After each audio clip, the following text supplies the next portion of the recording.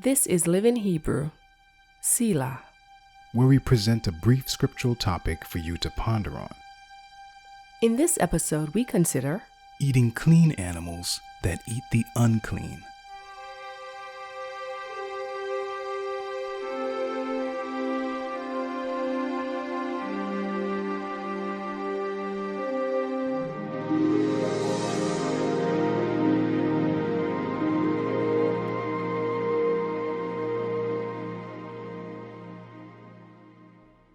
An interesting issue came up in a Hebrew household where the habits of clean fish that have scales and fins came into question.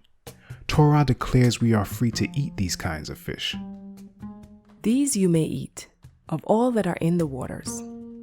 Everything in the waters that has fins and scales, whether in the seas or in the rivers, you may eat. But anything in the seas or the rivers that does not have fins and scales, of the swarming creatures in the waters and of the living creatures that are in the waters, is detestable to you. You shall regard them as detestable. You shall not eat any of their flesh, and you shall detest their carcasses. Everything in the waters that does not have fins and scales is detestable to you. Leviticus 11, verses 9 to 12. These include many species of fish. You know the kind. Herring, salmon, tuna, bass, trout, and many others. The issue that came up in the household is this. Pretty much all clean fish eat unclean creatures. Do a quick search as to what a particular clean fish eats, and you'll turn up menu items like unclean fish of all kinds, lobster, crab, krill, shrimp, and other crustaceans, and squid. But Yah said we are free to eat anything with fins and scales, regardless of what they eat, right? While I believe this is true, and we can trust wholly in Yah without question, some may still have reservations concerning this knowledge. Now, as concerns clean fish that eat unclean creatures, know that that particular trait is not exclusive to fish. Chickens, turkeys, and all sorts of animals declared clean are known to eat those deemed unclean. For instance, chickens love to eat mealworms, which become darkling beetles, an unclean insect despite the mistranslation of Leviticus 11, verse 22 in the 1611 KJV. More than that, free-range chickens eat frogs and even mice. Turkeys, on the other hand, are known to eat spiders, caterpillars, snails, and small lizards. It has been this way since death and killing entered the world. Yah is well aware of this. As long as we are not directly eating the unclean or touching it, we are free to eat the flesh of animals designated as clean.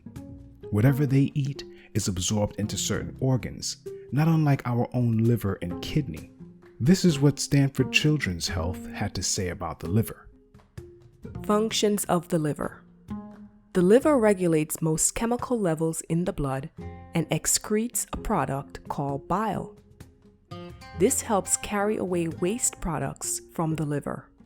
All of the blood leaving the stomach and intestines passes through the liver. The liver processes this blood. It breaks down, balances, and creates the nutrients. It also breaks down medicines into forms that are easier to use for the rest of the body. More than 500 vital functions have been identified with the liver. This is why those particular parts of the animal were offered to Yah and burned on the altar. Then he shall offer from it as his offering for a food offering to Yah, the fat covering the entrails and all the fat that is on the entrails, and the 2 kidneys with the fat that is on them at the loins, and the long lobe of the liver that he shall remove with the kidneys. And the priest shall burn them on the altar as a food offering with a pleasing aroma. All fat is Yah's. It shall be a statute forever throughout your generations, in all your dwelling places, that you eat neither fat nor blood. Leviticus 3, verses 14 to 17. The flesh is what we are permitted to eat. Even if you decide to become vegan and forego meat, chicken, and fish altogether, The same eating the unclean trait resides in plants. Gardeners routinely fertilize plants with blood meal or bone meal derived from clean and unclean animals. Of this, Gardening Know-How writes, What is blood meal? Blood meal is pretty much as the name says. It is dried animal blood, typically cow blood, but it can also be the blood of any animal that goes through meat packing plants. The blood is collected after the animals are killed and then dried to make a powder. What is blood meal used for? Blood meal is a nitrogen amendment that you can add to your garden. Adding blood meal to garden soil will help raise the level of nitrogen and will help plants to grow more lush and green. Gardeners add blood meal or bone meal in part to replicate what happens in nature, like on the Serengeti plains or in woods and forests near you, where animals are constantly dying and their blood and bones absorbed into the soil and converted into essential nutrients like nitrogen and phosphorus. A few years ago, scientists at the University of Queensland in Brisbane also discovered that plants eat bacteria. In this sense, even plants eat what is unclean. Yet we are permitted to eat plants because the blood, bone, and bacteria they dine on is merely converted to needed nutrients and is not passed on to us when we eat the plants. The same goes for clean animals, but the command was given to us, not them. This just goes to show that Yah knows best. Selah.